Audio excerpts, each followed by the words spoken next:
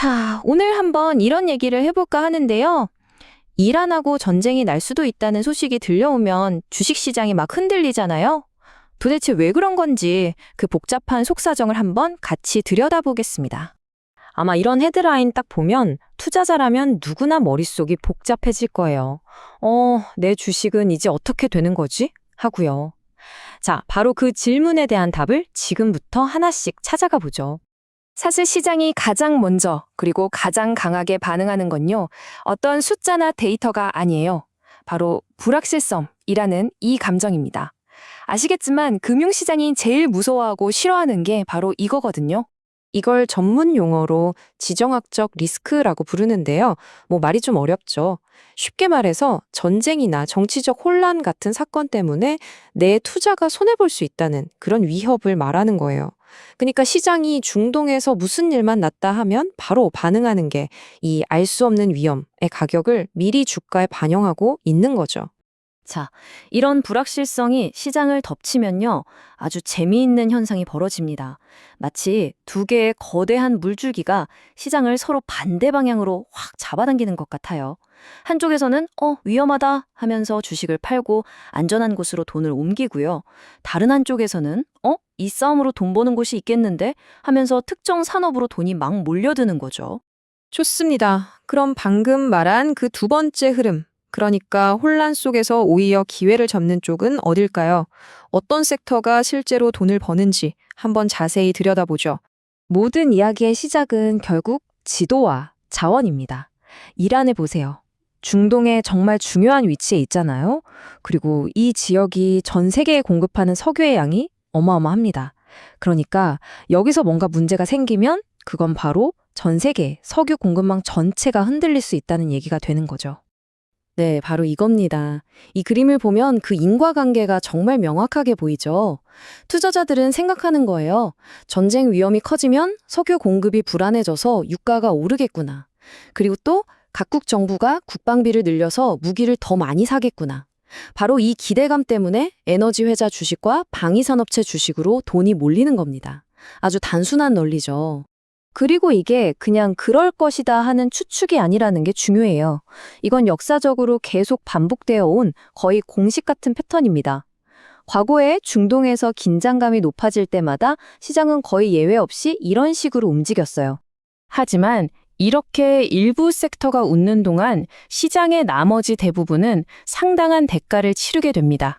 말 그대로 동전의 양면인 셈이죠. 생각해보세요. 전쟁 위협이 커지면 대부분의 산업은 직격탄을 맞습니다. 비용은 늘고 사람들은 돈을 안 쓰려고 하니까요. 예를 들어 항공사는 유가가 올라서 힘들고 사람들은 불안해서 여행을 안 가겠죠. 그럼 여행업도 타격을 받고요. 물류나 해운도 무역길이 막힐 수 있으니 위험하고 결국 전반적으로 경제가 위축되니까 소비재 산업도 어려워지는 그런 연쇄 반응이 일어나는 겁니다. 그러니까 정리하자면 이겁니다. 전쟁 위협이라는 딱 하나의 사건이 보시는 것처럼 시장을 완전히 둘로 쪼개버리는 거예요. 한쪽은 웃고 한쪽은 우는 명확한 승자와 패자가 갈리는 거죠. 자, 지금까지는 돈의 흐름을 봤는데요. 그렇다면 이 모든 변화를 만들어내는 저 깊은 곳에 숨겨진 동력은 뭘까요? 네, 바로 인간의 감정입니다. 이제 그 이야기로 한번 들어가 보죠. 여기 이 문장이 정말 핵심을 찌르는 것 같아요. 주식시장은 결국 사람들의 기대와 두려움이 반영되는 공간이다. 맞습니다. 주식시장은 그냥 차가운 숫자들이 오가는 곳이 아니에요. 사실은 우리 모두의 희망, 기대, 그리고 무엇보다도 두려움이 고스란히 드러나는 거대한 심리게임의 장인 셈이죠. 그리고 이런 감정적인 반응은요, 대부분 이 4단계 사이클을 따라가요. 먼저 충격적인 뉴스가 터지죠. 그럼 투자자들 사이에 불안과 공포가 확 번집니다. 그러면 시장은 이성적인 판단보다는 감정에 휩쓸려서 실제 가치보다 훨씬 더 크게 움직이는, 즉 과잉 반응을 보이죠. 그러다가 시간이 좀 지나고 상황이 익숙해지면 시장은 서서히 안정을 되찾고 새로운 상황에 적응하게 됩니다. 자, 그럼 이제 가장 중요한 질문이 남았습니다. 이 모든 걸 알았다고 해서 우리가 뭘 할 수 있을까요? 어떻게 하면 이런 감정의 덫에 빠지지 않고 좀 더 냉정하고 구조적인 분석을 할 수 있을까요? 자, 그 방법을 한번 알아보겠습니다. 가장 첫 번째 단계는 마음가짐부터 바꾸는 거예요. 쏟아지는 뉴스 헤드라인 하나하나에 흔들리는 게 아니라 잠시 멈춰서 진짜 중요한 신호와 그냥 우리를 불안하게 만드는 소음을 구분해내는 거죠. 그러기 위해선 일종의 생각 정리 도구, 즉 체크리스트가 필요합니다. 바로 이 체크리스트입니다. 이건 여러분이 이런 뉴스를 접할 때마다 꺼내 쓸 수 있는 아주 유용한 분석 도구예요.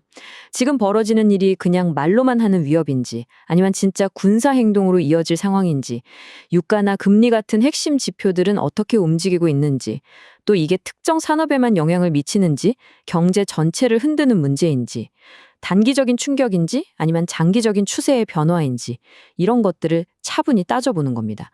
그리고 다시 한번 역사를 돌아보면 알 수 있습니다. 처음에 충격파는 굉장히 강하지만 결국 시간이 지나고 상황의 윤곽이 어느 정도 드러나기 시작하면 시장은 놀라울 정도로 잘 적응하고 안정을 되찾아왔다는 사실을요. 그래서 오늘 이 긴 이야기에서 딱 한 가지만 가져가신다면 바로 이겁니다. 시장의 감정에 휩쓸리지 말고 시장의 구조를 이해하라. 감정적으로 반응하는 대신 냉정하게 분석할 수 있는 자신만의 틀을 갖는 것. 이게 훨씬 더 강력한 무기가 될 겁니다. 그리고 이 지점에서 마지막 질문을 던져봅니다. 모두가 공포에 빠져 허둥댈 때 이 구조를 이해하고 있는 사람은 남들이 보지 못하는 것을 볼 수 있습니다. 자, 여러분은 위기 속에서 기회를 찾아낼 수 있겠습니까? 더 많은 정보와 주식, 테마, 부동산 청약 정보가 많습니다. 제 채널로 방문하셔서 매일매일 정보 받아가세요.